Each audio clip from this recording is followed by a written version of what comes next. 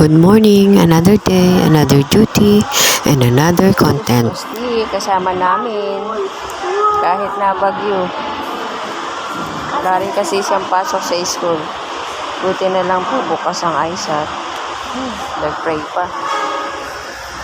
Kala namin ay sarado. Ay hanggang September 30 na lang po ang enrollment. Buti na lang ay medyo humupa ang ulan. Kaya nagbakasakali kaming mag-enroll ngayon at pumunta ngayon sa ISAT para mag-enroll. At swerte rin namin at bukas din ang Misaya. Nakuha namin yung request ng ISAT ng Form 137. Kaya ito kami ngayon. Magpapa-enroll na para po sa thesis.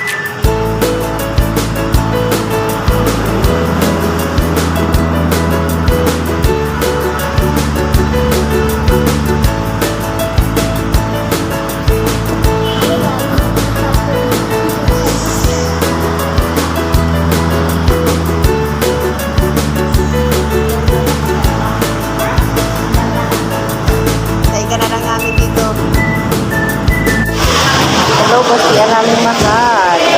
Ay ka naman sa vlog ni Mami.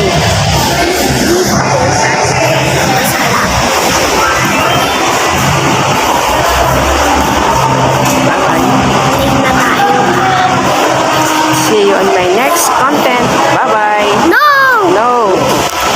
Ito pa, Guys, nandito po kami ngayon sa ISAT, sa school ni Laika. Nag-enroll po kami para naman po sa kanyang thesis. Meron po kasi po sila naiwan na thesis. Hindi sila pumasa ng kanyang mga kagrupo last semester. Kaya po, enroll namin siyang uli ngayon para po sa thesis. Hanggang dito na lang po. See you on my next video. Bye-bye. Bye.